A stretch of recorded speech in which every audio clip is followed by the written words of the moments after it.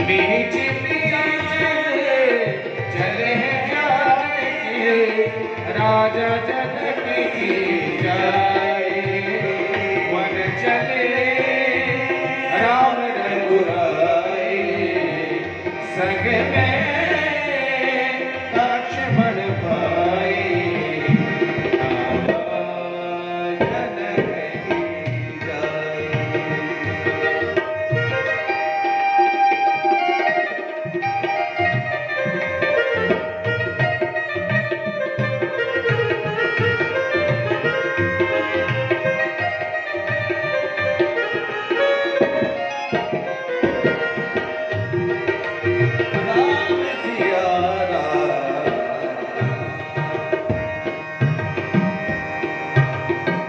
राम जी वहां से श्रृंगवेरपुर गांव पहुंचे।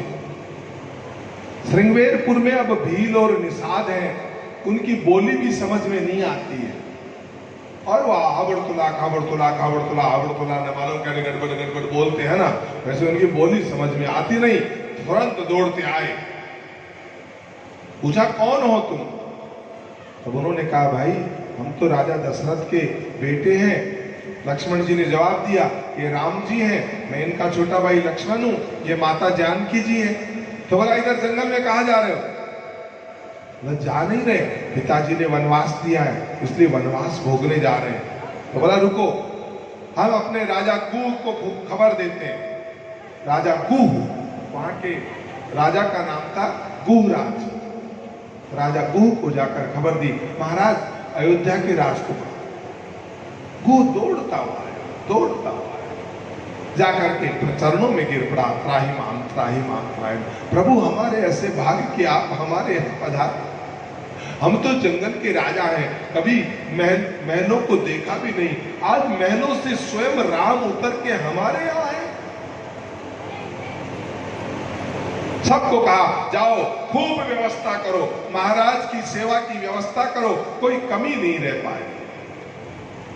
राम जी ने कहा कोई व्यवस्था नहीं करनी है, हम नगर में जाएंगे नहीं, नगर का कुछ खाएंगे नहीं, तुम्हें लाना है तो एक काम करो, इस वट का दूध लेके आओ। राम जी ने वट का दूध मंगाया, आज जटाओं को खोला है, जटाओं के अंदर राम जी ने वट का दूध लगा करके, वो पहले जटा साधु सन्यासी लोग कर लेते थे ना, तो पूरी जटाओं को दूध लगा करके उनको मेड़ करके जटा बांधी। ऐसा ही लक्ष्मण जी ने भी किया है, अपने केसों के अंदर बरगद का दूध लगाया है।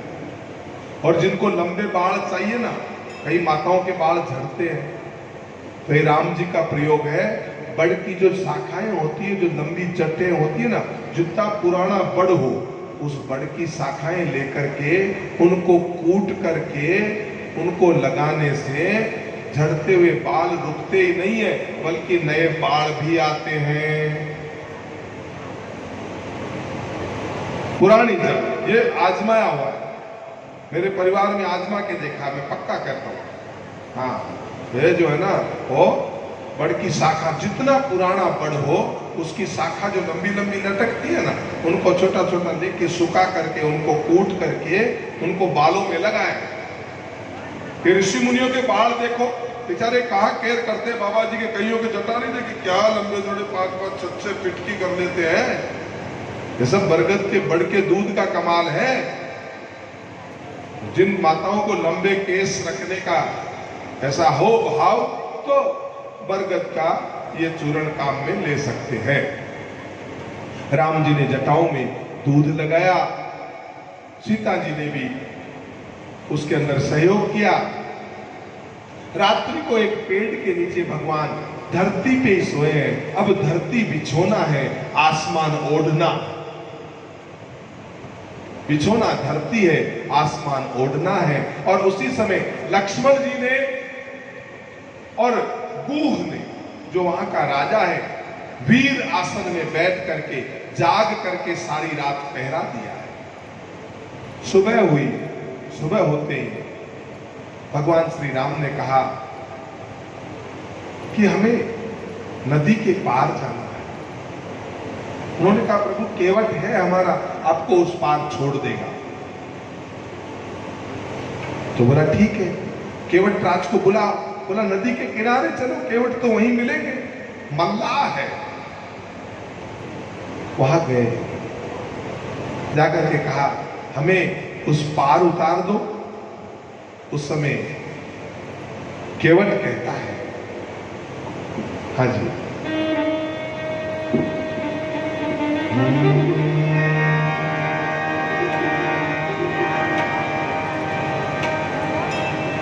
दर दर दा दा दा दा दा।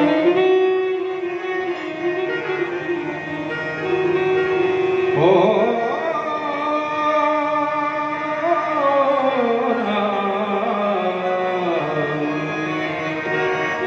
करके करके पत्थर को ऋषि नारी, करके पत्थर को ऋषि नारी आए मेरे पास खरारी। केवल कहता है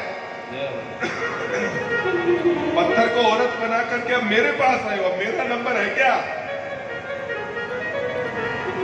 करके पत्थर को ऋषि नारी और आए मेरे पास खरारी।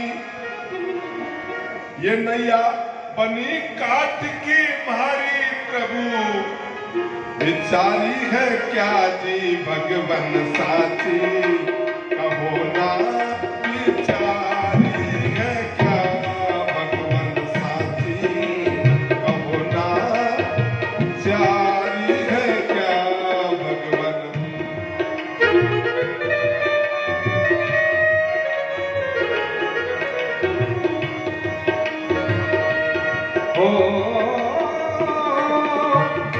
बेचारी है क्या प्रभु, बेचारी है क्या भगवन साची, कहो ना क्या बेचारी है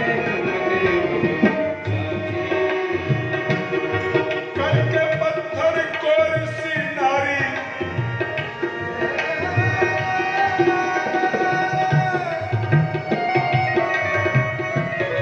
करके पत्थर को ऋषि नारी आए मेरे पास खरारी। करके पत्थर को ऋषि नारी आए मेरे पास तिहारी, आए मेरे पास तिहारी।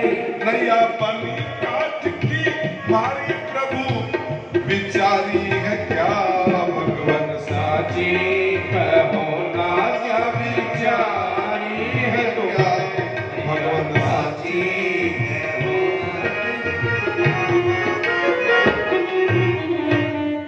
हे प्रभु, आप तो पत्थर को, मैंने सुना है पत्थर को छूने से वो पत्थर औरत बन गया। प्रभु मैं नाव में नहीं बिठाऊंगा, आपने क्या विचार किया है वो? अगर मेरी ये नैया है, ये लकड़ी की है, ये अगर औरत बन गई तो पहले घर में एक है वही परेशान कर रही है, फिर ये दूसरी औरत आ गई तो एक का पालना तो मुश्किल हो रहा है। प्रभु अपने को नहीं चाहिए, अपन नाव में नहीं बिठाएंगे। एक बार क्या हुआ, एक लकड़हारा था। कौन था? लकड़हारा। बेचारा गरीब आदमी था पर ईमानदार था भाई। तो लकड़ी काटने गया तो क्या हुआ, उसकी जो लकड़ी के आगे कुल्हाड़ी थी ना, वो जोर से लकड़ी मारी और वो लकड़ी से कुल्हाड़ी निकली। कुल्हाड़ी जाकर के समुद्र में गिर गई, नदी में, समुद्र में, जो भी था वहां गिर गई। लकड़हारा रोने लगा, हे भगवान मेरे पास एक ही तो हथियार था, इसी से तो मैं अपना पेट पालता था, ये भी अब इसमें गिर गया तो मैं क्या करूंगा। खूब रोया लकड़हारा, खूब रोया। भगवान के अच्छा केवट फिर क्या हुआ? प्रभु सुनो, मेरी बात सुनो, कहानी सुनो। फिर बोला, उसमें से भगवान प्रकट हुए। फिर भगवान ने क्या किया? भगवान एक हीरे की जड़ी हुई कुल्हाड़ी लेके आए। लकड़हारे को पूछा, तेरी कुल्हाड़ी ये है क्या? लकड़हारे ने कहा, नहीं प्रभु ये अपनी कुल्हाड़ी नहीं है, अपनी तो साधारण लोहे की कुल्हाड़ी थी। भगवान ने कहा, बड़ा ईमानदार आदमी, बड़ा ईमानदार आदमी। भगवान ने दूसरी डुबकी लगाई। अब की बार सोने की कुल्हाड़ी लेके आए। बोला ये तेरी कुल्हाड़ी है ना? बोला नहीं प्रभु, मेरी कुल्हाड़ी नहीं है, ये तो सोने की है, मेरी तो लोहे की कुल्हाड़ी है। भगवान ने कहा क्या ईमानदार आदमी। तीसरी बार भगवान ने डुबकी लगाई। बोला चांदी की कुल्हाड़ी लेके आए। बोला ये कुल्हाड़ी तेरी? बोला नहीं प्रभु, मेरी नहीं है ये कुल्हाड़ी। भगवान ने चौथी बार डुबकी लगाई और चौथी बार जो ही डुबकी लगाई, लगाते ही भगवान कुल्हाड़ी लेकर के बाहर आए। पूछा ये कुल्हाड़ी तेरी है? बोला हाँ प्रभु, ये मेरी कुल्हाड़ी है। भगवान उसकी ईमानदारी पे प्रसन्न हुए कि देखो, इसको हीरे की कुल्हाड़ी लाके दी तो नहीं ली, सोने की कुल्हाड़ी लाके दी तो भी नहीं ली, चांदी की कुल्हाड़ी दी तो भी नहीं ली। सच्चा आदमी है। भगवान ने कहा चारों ले जा। क्या कर? चारों ले जा। अब वो सोने की, चांदी की, हीरे की सब कुल्हाड़ियां लेके घर गया। आदमी चाहे कितना ही समझदारी का काम करके आओ, अंदर जाते औरत बेचारे की सारी उतार देती। ये कुल्हाड़ी कहां से लाए हो? मैंने बोला लाया क्या, ऐसे भगवान मिले थे, तुम्हारी में अक्ल नहीं है, खाली कुल्हाड़ी मांगे, क्या इसको सिर में फोड़ोगे क्या? कुल्हाड़ियां लेके आ गए, हीरे की, सोने की, चांदी की। तुम इससे ज्यादा सोच भी क्या सकते हो? मैं होती तो भगवान से मैं कुछ मांगती। भगवान ने कहा, उसने कहा मैंने मांगा कुछ भी, भगवान ने दे। तुम्हारी में अक्ल नहीं है, भगवान जी मिले थे और ये कुल्हाड़ी मांग रहे, सिर फोड़ो इन कुल्हाड़ियों का, काटते रहो सारी जिंदगी भर लकड़ियां। उसने कहा देवी ऐसा करना, कल तू चलना, मैं भगवान से कहूंगा मेरा जीना दुबर हो गया इस औरत के सामने, तू मांगे सो मांग लेना। आज औरत को लेके गया नदी के किनारे, तो वहां जाकर के कुछ विहार कर ही रहा था कि औरत का पैर फिसला और औरत नदी रमाई गई। अब वो रोने लगा, हे भगवान अब क्या होगा? वो रो ही रहा था। भगवान प्रकट हुए, बोला रो क्यों रहा? बोला प्रभु मेरी पत्नी गई पानी में। भगवान ने कहा अभी लाता हूं। भगवान ने डुबकी लगाई और एक बहुत सुंदर सी, एक इंद्र की अप्सरा, सुंदर सी इंद्र की अप्सरा लाके खड़ी की। बोला यह है क्या तेरी पत्नी? लकड़ा ने कहा हाँ प्रभु यही है।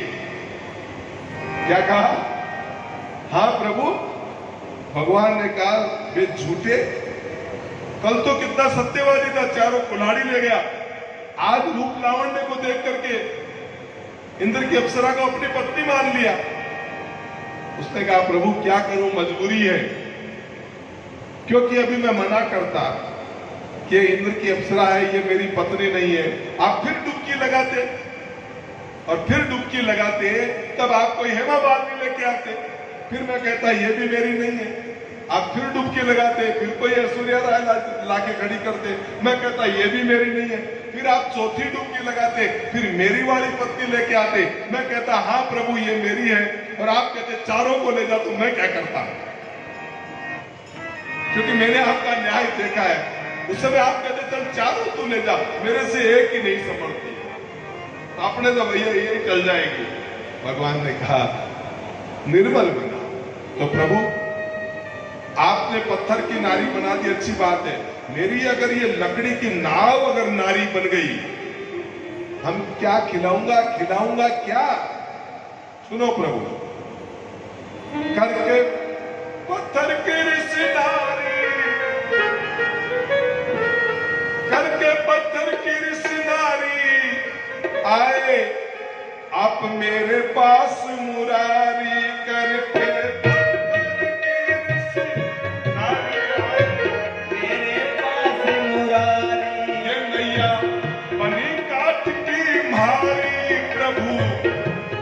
जारी है क्या नी भगवन साथी, कहो नानक बिचारी है क्या भगवन साथी, कहो नानक बिचारी है क्या भगवन साथी, कहो नानक बिचारी है क्या।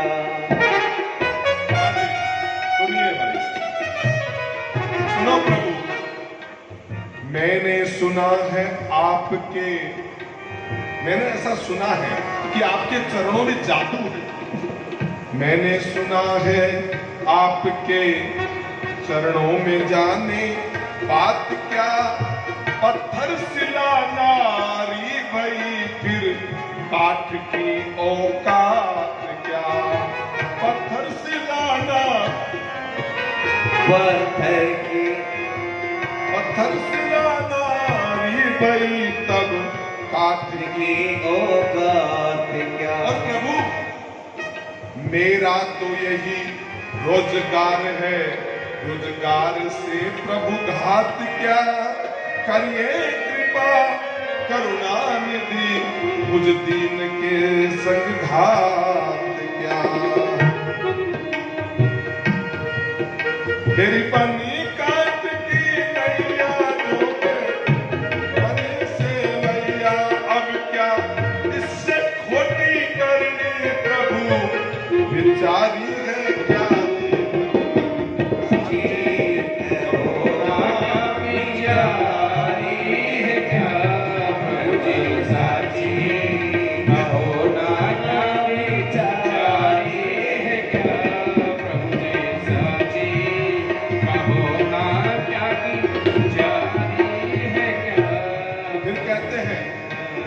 ज्यादा पुरानी नहीं है। चरणार बिंदु की कसम, भगवान आपके चरणों की कसम खा के कहता हूं, चरणार बिंदु की कसम अब ही बनवाई है नई। अभी नई नई बनाई है मैंने तो नाव भी, अभी पैसे लगा के दूर भी नहीं हुआ हूं। चरणार बिंदु की कसम अब ही बनाई है नई, 2-4 दिन ही है चलाई, मानिए मेरी सही। और झूठी नहीं ये सत्य है कि पत्थर सिला नारी भई, पाहन कठिन है काठ से मेरे पास कोई टक्का ना पई। मेरे भूखे मरे ये बच्चे लुगाई ऐसी, मेरी बनी काट की तरुणी ये संग चरण बने तन तरणी। भूखे मरे ये बच्चे लुगाई प्रभु विचारी है क्या। भगवान साची नमो विचारी है क्या, भगवान साची नमो विचारी है क्या। भगवान सही मानिए, ये जो पत्थर की जो शिला ये अभी अभी मेरे मेरे मेरे प्रभु नई बनवाई है। क्योंकि केवट को तो एहसास था, भक्त को भगवान के आने का एहसास हो जाता है कि मेरे प्रभु आने वाले हैं। इसीलिए तो केवट ने नाव नहीं बनाई कि पुरानी नाव में भगवान को बिठाऊंगा, नहीं, मुझे बिल्कुल नई नाव चाहिए। प्रभु सही कहता हूं, नई नाव। भगवान ने कहा भाई जो भी करो, केवट हाथ जोड़ के विनती है, हमारे पास कोई साधन नहीं है, कृपा करो नाव के पार पहुंचाओ। तो बोला प्रभु एक शर्त है। बोला कैसी शर्त है बताइए। तब कहता है स्वीकार विनती है अगर आपको मेरी विनती स्वीकार है तो सुनिए। स्वीकार विनती है अगर, स्वीकृति प्रभु मोहे दीजिए, पहले चरण धुलवाइए, तब तक नाव न लीजिए। पहले चरण धुलवाइए, नाव न लीजिए। पहले आप चरण धुलवाइए। अगर स्वीकार विनती है अगर, तो स्वीकृति प्रभु मोहे दीजिए, पहले चरण धुलवाइए। और जब तक न पद पंकज पखारूं, जब तक आपके पैरों के पंकज, पैरों के नीचे जो जैसे गुलाब के ऊपर कमल के ऊपर पराग होता है ना, वैसे गुरु महाराज के चरणों की रज को भी पंकज पराग कहते हैं। गुबंधो गुरु पद पदम परागा। आपके उन कणों को जब तक पखार नहीं लूं, जब तक न पद पंकज पखारू, नाथ नावन लीजिए। जब तक आपके पैर नहीं पखारू, मेरे नाव का नाम मत लीजिए। जो पद ब्रह्मादिक नहीं जोए, जिन भगवान के पैरों को ब्रह्म आदि देव असुरों ने देखा भी नहीं, जोए माने देखा नहीं, जे पद ब्रह्मादिक नहीं जोए, ते पद केवट मल मल धोए। जे पद ब्रह्मादिक नहीं जोए, ते पद केवट मल मल धोए। ये सारे पाप जन्म के खोए, नाथ विचारी है क्या जी भगवन साची। कहो ना क्या विचारी है जी प्रभु जी साची। कहो ना विचारी है क्या भगवन साची। कहो ना विचारी है क्या प्रभु जी साची।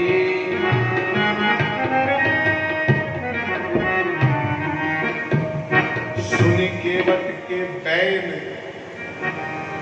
केवट की बात सुन करके, सुनी केवट के बैन, प्रेम लपेटे अटपटे, ये बीह से करुणा एन, चितई जान की लखन तन। भगवान को हंसी आ गई, किसकी तरफ देख करके?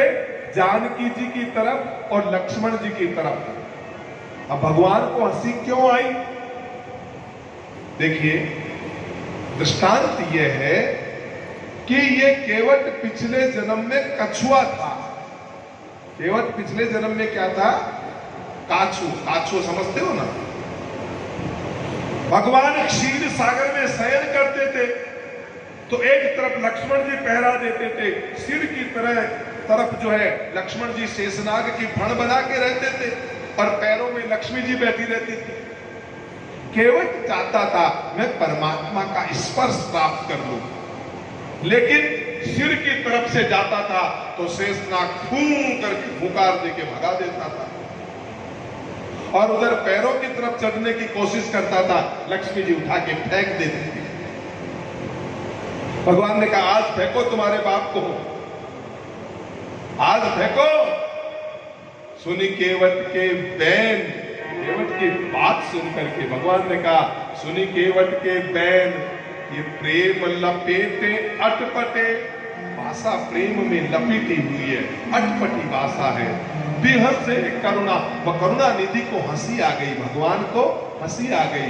चितई जानकी लखन तन, जानकी को और लखन को देख करके हंसी आई कि देखो वो वही, याद करो ये कछुआ है। जो लोग संप्रदाय में बट करके परमात्मा से किसी को दूरी देते हैं, परमात्मा से दूरी बनाते हैं, जाति पाति पंथ संप्रदाय के नाम से परमात्मा को दूरी करते हैं कि ये कछुआ है, यहाँ नहीं आना चाहिए। भगवान कहते हैं मैं सबका हूं, तू उसे नहीं आने देगा तो मैं उसके वहां चला जाऊंगा। क्योंकि भगवान पापियों के यहां भी जाते हैं। बिंदु जी महाराज ने कहा हे प्रभु सुनो, हम पापी हैं। और केवट और निषादों ने तो कहा बिल्कुल मांसाहारी है। उन बेचारों का खाना ही ऐसे भील है, कौन है? किरात है, कौन सी माला लेकर तपस्या करते थे? हृदय से प्रभु को प्यार करते थे, हृदय हृदय। वो तो अबोध लोग हैं, उनको तो आचरण का भी कोई विशेष बोध नहीं, क्योंकि ज्ञान उन्हें मिला नहीं। सामाजिक धारा से दूर रहते हैं, जंगल की धारा में रहते हैं, जंगल के जानवर जैसे जीवन यापन करते हैं। ऐसे ही वनवासी लोग जीते हैं, उनका दोष भी तो नहीं। अभी तो वनवासी परिषद आदि ने शिक्षा का प्रसार वहां किया। अभी तो पूछिए मत साहब, एमएलए मंत्री न मालूम, लेकिन ये उस समय की बात है, क्या जाने। उनका जीवन ही पशुवत था, कोई दोष नहीं था। और मैंने कहा भगवान गलती माफ करते हैं और पापियों को भी माफ करते हैं। बिंदु जी महाराज ने कहा कि देखिए महाराज, धर्मात्माओं को तारना हो तो फिर अपने लिए तो रौरव नरक तैयार कर लो, क्योंकि मैं धर्मात्मा नहीं। लेकिन आपका नाम अधूरा रह जाएगा। हमारी मेहरबानी देखिए कि हमने आपका नाम बड़ा कर दिया। पापी कह रहा है, एक पापी क्या कहता है, प्रभु मेरी मेहरबानी देखिए कि मैंने आपके नाम को इतना बड़ा बनाया, अब आप मुझ पे कृपा नहीं करेंगे? हमने तुमको करुणा कर। पापी क्या कहता है, मैंने तुम्हारे ऊपर करुणा की है नाथ, और तुम्हें पतित पावन बनाया है, तुम्हें एक नाम दिया है प्रभु, पतित पावन, यानी पापियों का उद्धार करने वाले, जिन्होंने तुमको करुणा कर पतित पावन बनाया है। और उन्हीं पतितों को तुम भी अगर पावन बना दोगे तो क्या होगा? बराबर बात हो जाएगी। हमने तुम्हें पतित पावन बनाया क्योंकि हम पापी नहीं होते, हम पतित नहीं होते, तो तुम पतित पावन कैसे होते? आपको एक नाम हमने भी दिया है। हम गरीब नहीं होते तो आप दीन बंधु कैसे होते? सुन के वट के बैन प्रेम लपेटे अटपटे, ये भी हंसे करुणा एन चितई जान की। भगवान ने कहा बस सब तेरा उपदेश बंद कर, केवल तुझे जो करना है सो कर। आज तुझे छूट, तुझे कोई नहीं रोक पाएगा, न लक्ष्मी और न ये शेष। कठोरता लेके आया, पानी का कठोरता लेके आया है। आज राम जी के चरण धोने, राम जी के चरण धोने की कोशिश करता है। इतने में लड़का आया केवट का उधर, पिताजी पिताजी पिताजी रुकिए रुकिए रुकिए, खाली चरण धोने से पार नहीं पड़ेगी, केवल चरण मत धोना। केवट ने कहा और क्या धोऊं, चरण धोने देना। बोला नहीं, केवल चरण मत धोना, पहले इनके हाथ धुलाना, हाथ। भगवान ने कहा भाई पैरों ने तो पत्थर की शिला को नारी बना दिया, मेरे हाथों ने कौन सा गुनाह किया? केवट को तो ध्यान नहीं आया। बेटे ने कहा मैं बताता हूं, अभी आ रहा हूं, 2 मिनट रुकिए। आपके हाथों ने तो पैरों से भी ज्यादा बड़ा गुनाह किया। छुवत टूट रघुपति ही ना दोषु, छुवत टूट रघुपति ही दोषु, छुवत टूट रघुपति। इन्होंने धनुष को छुआ, शंकर जी के हाथों ने धनुष को छुआ और छूते ही टूट गया। और फिर कहते हैं रघुपति का कोई दोष नहीं। प्रभु इनके हाथ भी, इनके हाथ धो, पहले तो इनके हाथ धो। आज क्या मनमानी कर रहा है। जितना परमात्मा से किसी को दूर रखोगे, एक दिन वो परमात्मा से मनमानी करेगा, जलाएगा। ये भगवान किसी की बपोती नहीं है भाई। राम का नाम, राम की कथा, राम को जीवन में अपनाना, ये किसी की बपोती नहीं। यहां कोई बड़ा नहीं, कोई छोटा नहीं। राम का गुणगान कोई भी कर सकता है। यहां काक भुसुंडी जी ने ये कथा गरुड़ जी को सुनाई है। वर्ण आदि विचार से तो गरुड़ बहुत ऊंचा, कहां कागला और कहां गरुड़, पक्षियों का राजा है और वो अधम पक्षी। लेकिन भगवान की कथा सुनने के लिए भक्ति की आवश्यकता होती है। बिना भक्ति के कोई राम का कुछ भी उपयोग कर सकता है, लेकिन राम कथा नहीं कर सकता। और मन को शांति सिर्फ राम जी की कथा प्रदान करती है। ये मैं नहीं कहता, राम जी ने कहा है मेरे नाम का सबसे पहले प्रयोग करना है, 2 काम करना। सबरी ने पूछा प्रभु आपके नाम का उपयोग किस तरह से करें? तब नवदा भक्ति में कहा है प्रथम भगति संतन कर संगा,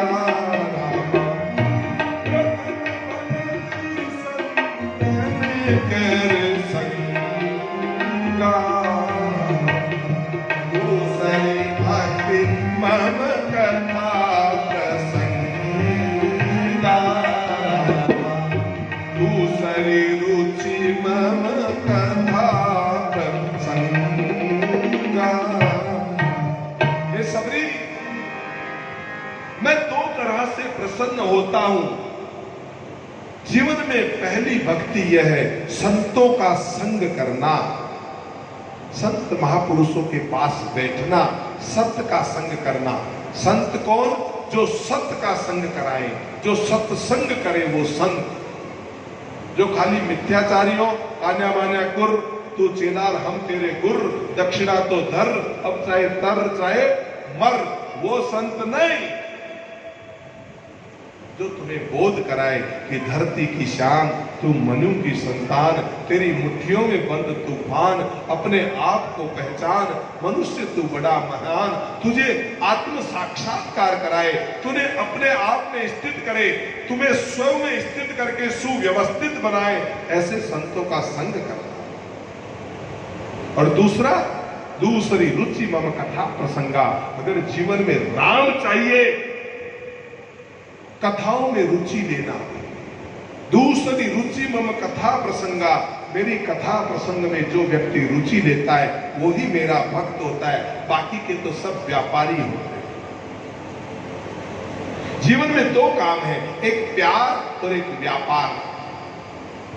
राम जी का नाम कोई व्यापार के लिए लेते हैं, कोई प्यार के लिए लेते हैं। फर्क क्या है? प्यार करने में और व्यापार में फर्क क्या है? प्यार में दिया ही दिया जाता है, दिया ही दिया जाता है, वापस लेने की इच्छा। इसे गीता जी में निष्काम भक्ति कहा है। बिना किसी कामना के परमात्मा को अपना सर्वस्व लुटा देना, इसे निष्कामता कहते हैं। और जो राम जी को भी सकामतावश समझते हैं, राम जी को भी अपने जीवन में उपयोगवश समझते हैं, वो तो राम जी से प्यार नहीं, राम जी का व्यापार करते हैं। लेकिन ये दो लोग संत समागम हरि का, मैंने कथा के ऊपर दो स्लोगन मुझे अच्छे लगे। तुलसी ने कहा ये दुर्लभ है, मैंने कहा मैं कोशिश करूं कैसी तरह से सुलभ हो जाए, और इन संत महापुरुषों को भी मेरा प्रणाम है, मेरे आग्रह को स्वीकार किया। मैंने कहा आइए, खाली राम कथा नहीं, आप भी पधारिए। संत समागम हरि कथा, तुलसी दुर्लभ दोय।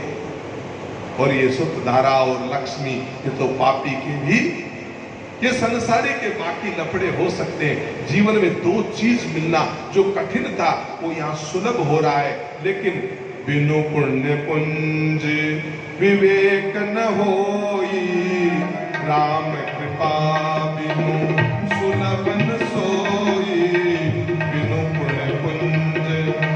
जब तक तुम्हारे जीवन के पुण्यों का पुंज उदय नहीं होगा, तब तक तुम्हारी हिम्मत नहीं कि तुम राम कथा में आकर बैठ पाओ। एक दो पुण्यों से राम कथा में नहीं आ सकते। जिसके पुण्यों का पुंज नाम होता है, भारा बंधा हुआ हो, जिसने इतने पुण्य अर्जित कर लिए हो, वही भगवान की कथा में जा सकता है, और वही कर सकता है, वही सुन सकता है। यहाँ करते भी हैं और 1.5 घंटा सुन के भी आते हैं। वो तो जैन साहब को मालूम है, बाबूलाल जी को। सुबह 9 बजे से कथा मेरी तो चालू हो जाती है। वैसे तो कथा का टाइम 11:15 का है, लेकिन 9 बजे से महाराज के उपासने में वहां पहुंच जाते हैं, और 9 बजे से जो कथा प्रारंभ, 9 बजे से 3:15 बजे तक सतत। ये किसकी कृपा है? इस मेरे बाबा की कृपा है। ये क्या मजाल सा। बिनु पुण्य पुंज मिलहु नहीं संता। और जब तक संत नहीं मिलते, सत्संग नहीं मिलता, और बिनु सत्संग विवेक न होई, बिना सत्संग के विवेक नहीं होता। राम जी की कृपा है तो आप यहां बैठे हैं। राम जी की कृपा से इसी पांडाल में लोग 100 किलोमीटर से दूर आकर कथा सुन गए। कितने लोग बाहर के आके कथा सुन गए, लेकिन उनकी कृपा नहीं है तो पास में चाहे बाहरी दुकान हो, वो सुन नहीं सकता। बिनु पुण्य पुंज मिलहु नहीं संता, और बिनु सत्संग विवेक न होई। कहने का मतलब यह है, आज केवट के भाग्योदय हुआ है। राम जी तारने जाएंगे बिना जाति, बिना पाति, बिना पंथ, बिना संप्रदाय का भेद रखे। राम केवट के यहां भी आए, राम सबरी के वहां भी जाएंगे। आज कथा सुनने के लिए पक्षीराज गरुड़ को काक भुसुंडी जी के यहां जाना पड़ा है। भगवान के पैर धोए हैं, हाथ धोए हैं, कठोते के रस को गंगा जी का अमृत मान करके पिया है, कुछ पात्र में डाल करके रख दिया है, खुद पिया, अपने बेटे को पिलाया, पत्नी को पिलाया, कुटुंब को पिलाया और फिर कहा कि राम रस तो बांटना चाहिए, अकेले अकेले नहीं पीना। मैंने कल कहा था ना, मगर ने क्या प्रश्न किया था? मगर ने कल क्या प्रश्न किया था? भगवान से पूछना, जल में रहता हूं फिर भी जलता रहता हूं, क्या जल में रहता हूं फिर भी जलता रहता हूं, ये क्या कारण है प्रभु? जल में रहने के बाद मेरे में इतनी गर्मी क्यों? भगवान ने कहा, सब कुछ तूने किया लेकिन संग्रह किया ज्ञान का, कभी बांटा नहीं, कभी उदार हृदय से बांटा नहीं। आम के पेड़ ने पूछा, प्रभु फल तो बहुत अच्छे लगते हैं लेकिन डाली पे ही सूख जाते हैं। फल तो लगते हैं लेकिन डाली पे ही सूख जाते हैं, क्योंकि संग्रह तो खूब किया लेकिन काम किसी के आया नहीं। खूब फल कमाया, खूब फल कमाया, लेकिन कभी समाज के, कभी धर्म के, कभी काम नहीं आया, तो वो फल डाली पे ही सूखता है। और तीसरा उदाहरण हमने क्या दिया था? तीसरी मंजिल नहीं बनती। कल तो मैंने लौकिक बात कही थी कि जिसके घर में कंवारी बेटी हो उसकी तीसरी मंजिल नहीं बनती। आज आध्यात्मिक बात सुनिए, कंवारी है तुम्हारी बुद्धि। कंवारी कौन है?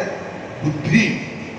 वो कल तो लौकिक बेटी की बात थी, आज आध्यात्मिक तरीके से सुनिए, कंवारी है तुम्हारी बुद्धि और उसको ब्याहना है परमात्मा के साथ। जब तक इस बुद्धि का विवाह, जब तक इस बुद्धि का विवाह उस परमात्मा के साथ नहीं कर दोगे, तब तक तीसरी मंजिल नहीं बनेगी। परमात्मा का वास्तविक ज्ञान, वो तीसरी स्टेज प्राप्त नहीं होगी। वो करना है तो बुद्धि रूपी तुम्हारी इस पुत्री का विवाह परमात्मा के साथ करना पड़ेगा। और जो ही बुद्धि का परमात्मा से विवाह होता है, परमात्मा स्वयं प्रकट होते हैं, जैसे केवट के प्रकट हुए। केवट ने खूब परिवार का उद्धार किया, नाव चल पड़ी है। कभी कभी भगवान को भी और भक्तों से काम पड़े। जाना था गंगा पार प्रभु केवट की नाव चले। जाना था गंगा पार प्रभु केवट की नाव चले। कभी भगवान को भी, कभी कभी भगवान को भी भक्तों से काम पड़े। जाना था गंगा पार प्रभु की नाव अरे जाना था गंगा पार प्रभु केवट की नाव चले।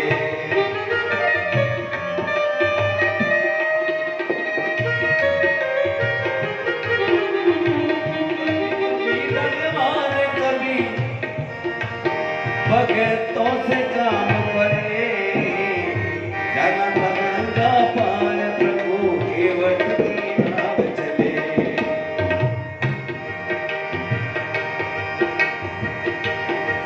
तो बहुत 2:30 बज गए, मुझे मालूम नहीं, वो तो कथा खींचना पड़ेगा। नाव पार, गंगा नदी पार किया, सामने जाकर के भारद्वाज जी के आश्रम में गए। इलाहाबाद में भारद्वाज जी का आश्रम है। भारद्वाज जी के आश्रम पधार करके प्रभु ने प्रयागराज के अंदर स्नान किया। प्रयाग की अपनी महिमा है, वहां गंगा है, वहां जमुना है और वहां सरस्वती है। वो लौकिक प्रयाग है। मैं आपको 2 और प्रयाग बताता हूं, 2 प्रयाग और। एक प्रयाग कौन है? ये संत समाज जहां आ जाता है वो भी प्रयाग है। वो तो एक इलाहाबाद वाला प्रयागराज है जो अभी योगी जी ने नाम रख दिया प्रयागराज, पहले तो लुप्त हो गया था, अभी उसका नाम पुनः वापस रख दिया प्रयागराज। वो एक प्रयागराज वो है, एक प्रयागराज ये संत है। ये संत जहां आ जाते हैं वहां क्या हो जाता है? रामायण जी ने कहा, मैं नहीं कहता, मुद मंगलमय संत समाज, मुद मंगलमय संत समाज, जो जग जंगम तीरथ राज। ये संत जो है ये मुद मंगल के देने वाले हैं और ये तीर्थ राज है। संत मिले, यहाँ 3 नदियां यहाँ भी है।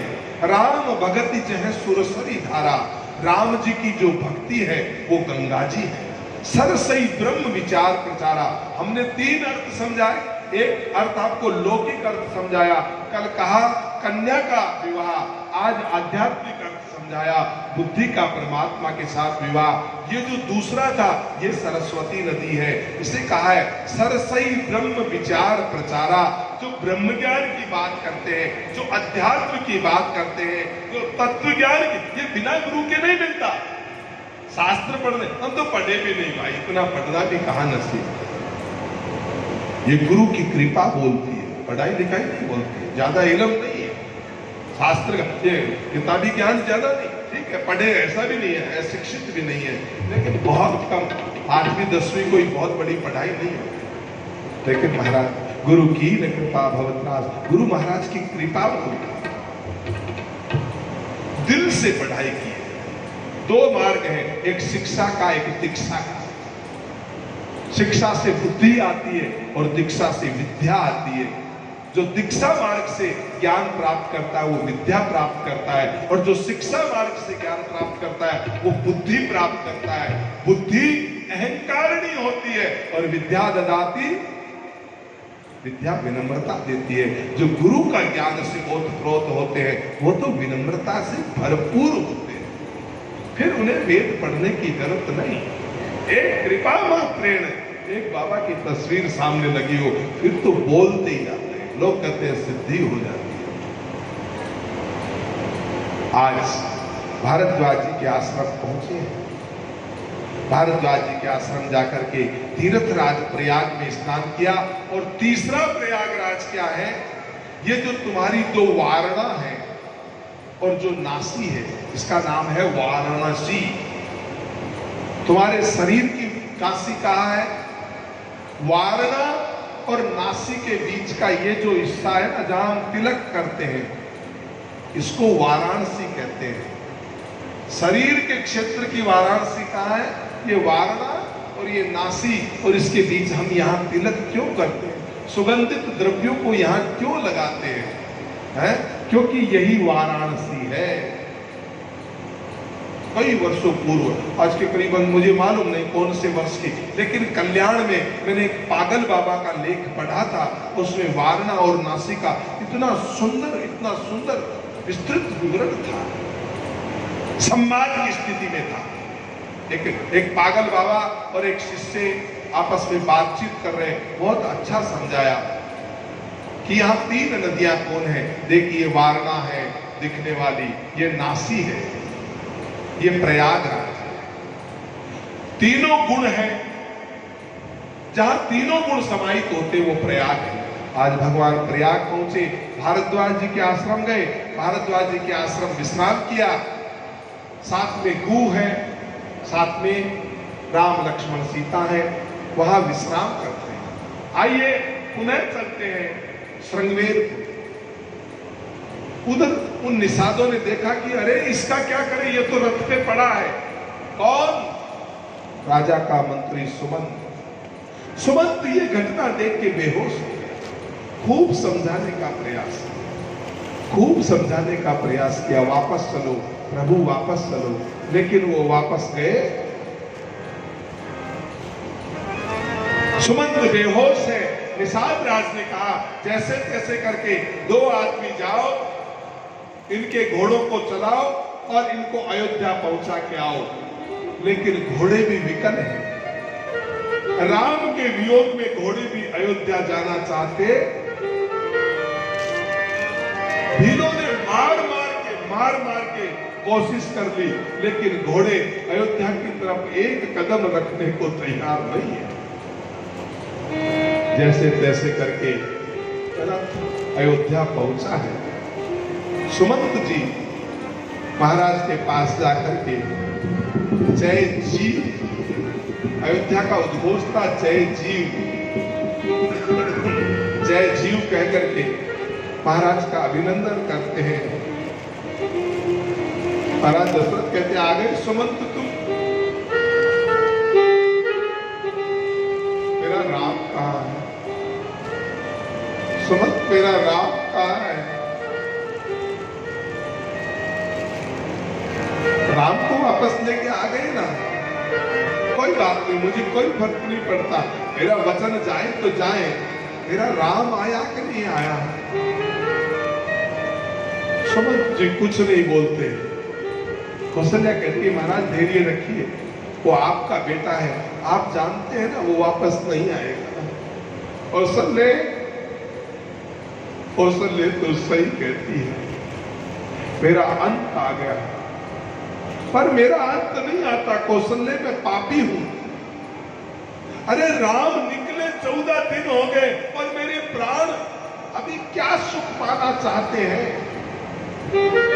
राम के चले जाने के बाद भी अब कौन से सुख की अभिलाषा शेष रह गई कि मेरे प्राण मेरे शरीर में बचे हुए हैं? ये मेरे प्राण निकलते क्यों नहीं? कौशल्या मैं पापी हूं। अरे जब राम चला जाए फिर भी प्राण बचे रहे, ऐसा शरीर मुझे नहीं चाहिए। कौशल्या मुझे एक घटना याद आ रही है। एक बार मैं जंगल में शिकार खेलने के लिए गया था। मैं शब्द भेदी बाण चलाना सीख रहा था। राजा का कर्तव्य था कि प्रजा की रक्षा करने के लिए शस्त्रों का ज्ञान होना जरूरी था।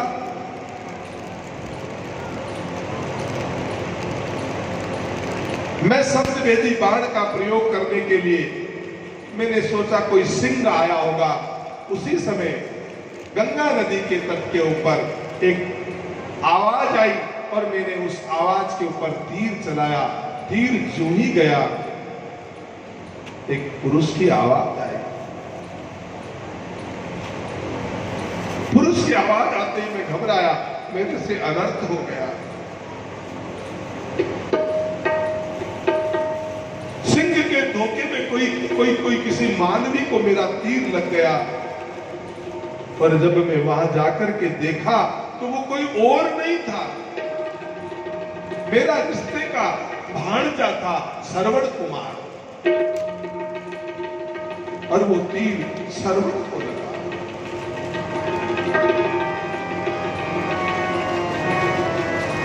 माता पिता परमात्मा मिलते न दूजी बार है,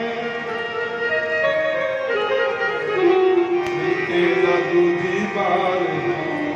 संसार सागर नेगर माता पिता के नाम में, माता पिता परमात्मा न मिलता दूजी बार है। प्यासे को नीर पिला रे सरवण सुत लाल हमारे, प्यासे को नीर पिला रे सरवण सुत लाल हमारे, सरवण सुत लाल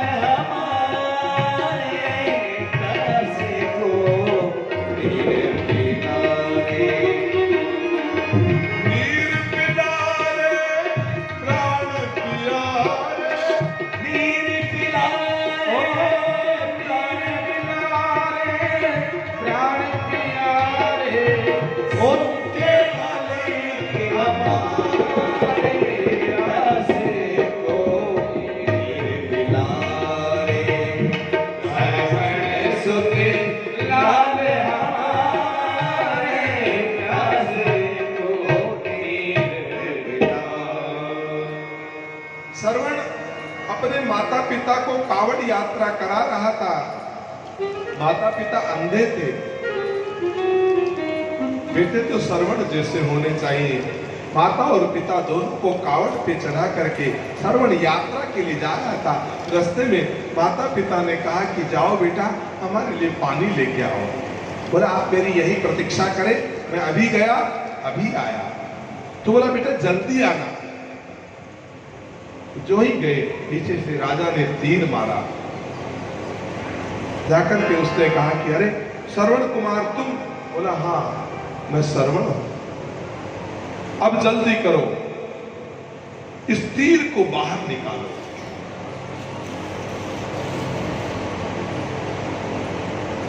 हिम्मत धरो, जल्दी करो, इस तीर को बाहर करो।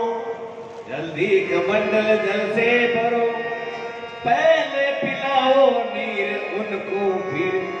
प्यासे हैं मेरे माता पिता, नीर उनको धरो, पहले पिलाओ नीर उनको, फिर कहो श्रवण मरो। अंत कोई अंत मामा, इतना कष्ट मुझ पर करो। प्यासे को नीर पिला, पिलारे सरवन सुख लाल हमारे, प्यासे को नीर पिलारे सरवन नीर पिलाते प्राण प्यारे हो, नीर पिलाए प्राण प्यारे, सुख हलक हमारे, प्यासे को नीर पिलारे सरवण सुख लाल हमारे, प्यासे को नीर पिलारे। और जो ही तीर निकाला, श्रवण कुमार ने अपने प्राण त्याग दिए। कमंडल भर करके एक अपराधी की भांति राजा वहां पहुंचा है। प्रेम और उपेक्षा ये कहने से मालूम नहीं चलती, ये हृदय की भाषा होती है, इसे पढ़ लिया जाता है। आप हमारे प्रति प्रेम रखते हैं या उपेक्षा रखते हैं, आप कितना ही चेहरे बनाइए, ये छुपाए नहीं छुपता। कवि गंग ने कहा, तारों की ज्योति में चंद्र छुपे नहीं, सूर्य छुपे नहीं, बादल छायो, रण मंडियो रजपूत छुपे नहीं, दाता छुपे नहीं, घर मंगत आयो, और चंचल नार को नैन छुपे नहीं, प्रीत छुपे नहीं, पीठ दिखायो, साधु का वेश अनेक करो, पर कर्म छुपे नहीं, भभूत लगायो। आप हृदय में जो उपेक्षा लगाते हैं, प्रेम छुपे नहीं, पीठ दिखायो। आप पीठ फेर के खड़े हो जाएंगे, फिर भी आपके हृदय के भीतर आप उस व्यक्ति से प्रेम करते हैं या उपेक्षा रखते हैं, या आपकी पीठ भी जवाब दे देगी। बड़ी नौटंकी की। राजा जल से भरा पात्र लेकर के, लेकिन जो दुष्टता का भाव था, बेटे को मारने वाला हत्यारा था, ये भाव उनको मालूम चल गया। जल लेके खड़ा है, कहा पानी पियो। बेटा बोल, बोल क्यों नहीं रहा? अब बोले क्या? राजा तो बोले तो मालूम चल जाएगा। पानी का पात्र आगे हाथ के लगाया, लो पानी पियो। ऐसे तो श्रवण कभी पानी नहीं पिलाता था। एकदम से बहम हुआ। उसने कहा, तू तो श्रवण दिखे नाई,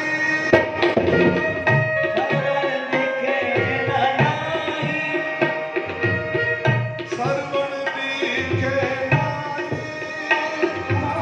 सरवण दिखे नाई, कौन मुझे बतलाए, प्यासे को नीर पिलाए। बेटा बोल नहीं मुख से तू बोले, बेटा बोल नहीं मुख से तू बोले,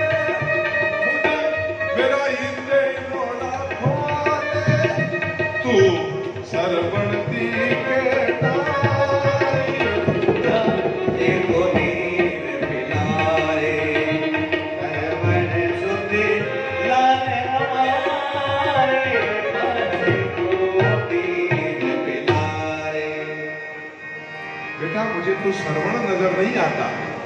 तब वो राजा कहता है, श्रवण नहीं मैं काल हूं,